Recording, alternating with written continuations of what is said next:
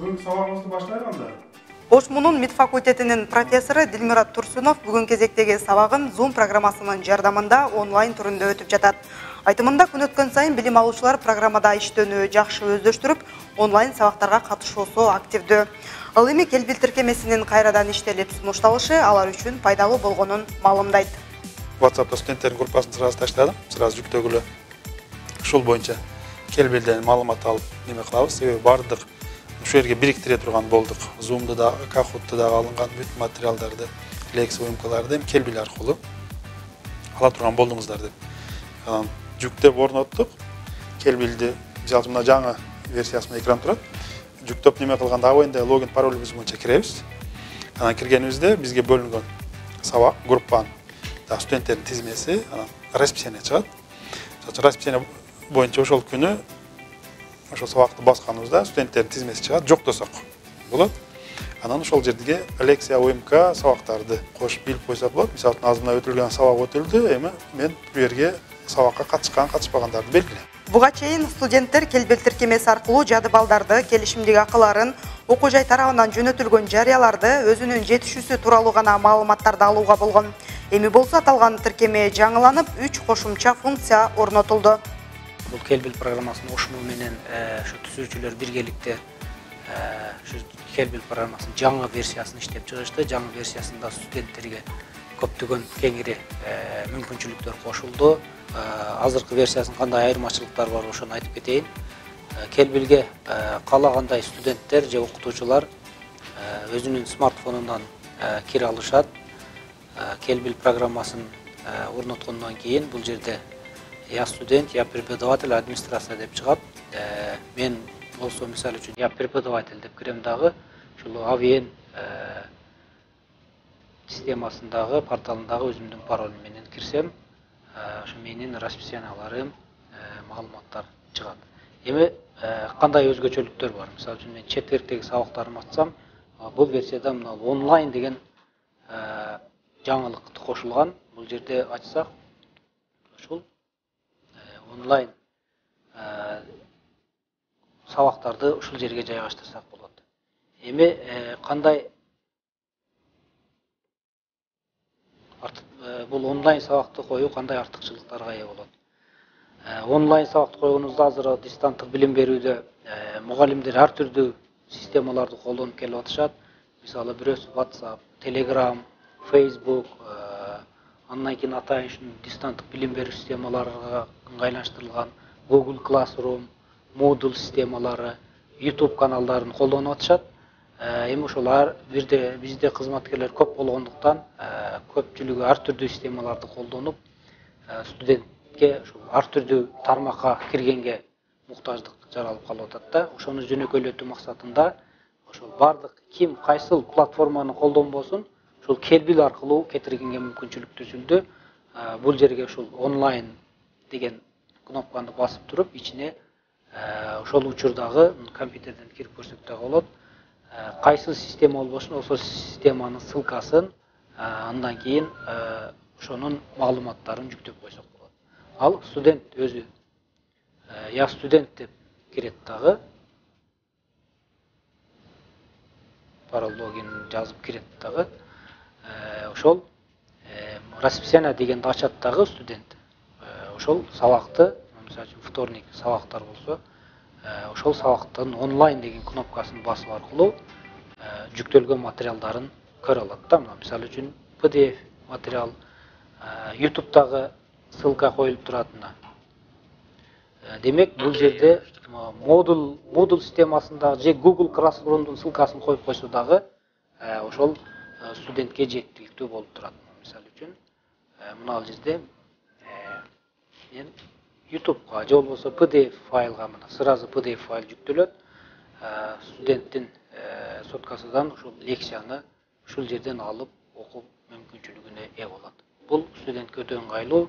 Студентке компьютердин, ноутбуктун болушу шарт эмес. Мисалы үчүн айыл жергесинде компьютери жок болсо деле ушул смартфондон кирип иштеп кете берет.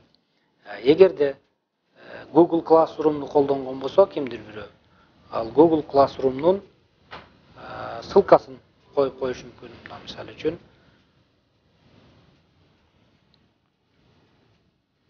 студент кирди дейли. Расписаниені açат. Так, у студентте. Пятница.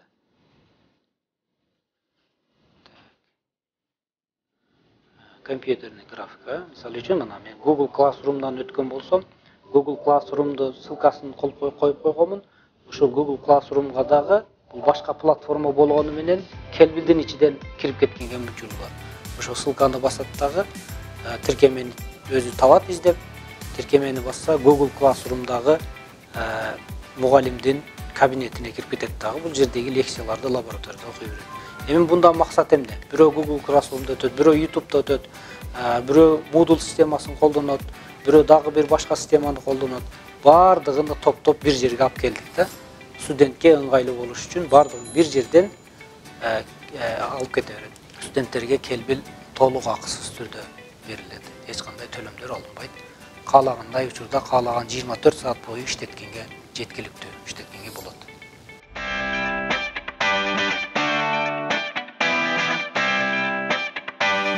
Саламатсыңарбы балдар? Саламатсызбы. Мен сөзүм угулуп атабы баарыңарга? Кутмандуу күнүңөр менен. Анда эмесе мен бүгүнкү сабагыбызды баштайбыз. Учурда аталган тиркеменин жаңы үлгүсү WhatsApp группалары аркылуу студенттерге жөнөтүлүп, жакынкы күндөрдө Play Marketке киргизүү каралууда. Бул жаңыртылган үлгүсү студенттер менен болгон кайтарым байланышты чындап, алар менен иштешүүнү бир топ жеңилдетет. Санарип тештирүү болгон үчүн бул жаңы технология студенттерде кызыгуу менен аябай жакшы активдүү катышып атышат. Күндө өздөрү суранышып эжеге сабак өтөлү деп онлайн сабакты ушул Zoom программасында анан Google Classroom'да өтүп атабыз. Ошол жерден студенттердин айтуусу боюнча аларга абдан жагып атат. Себеби ошол жерден Zoom'дан видео аркылуу мен түшүндүргөн теманы кайра Google Classroom'дан алар тапшырмаларды жасап, комментарий аркылуу ал жерден түшүнбөгөн суроолорду жооп иретинде алып атабыз да. Бул жерде мисалы негизгиси студенттер кечинде деле, күндүзү деле каалаган убагында кирип, биз менен байланышта такай болуп атышат.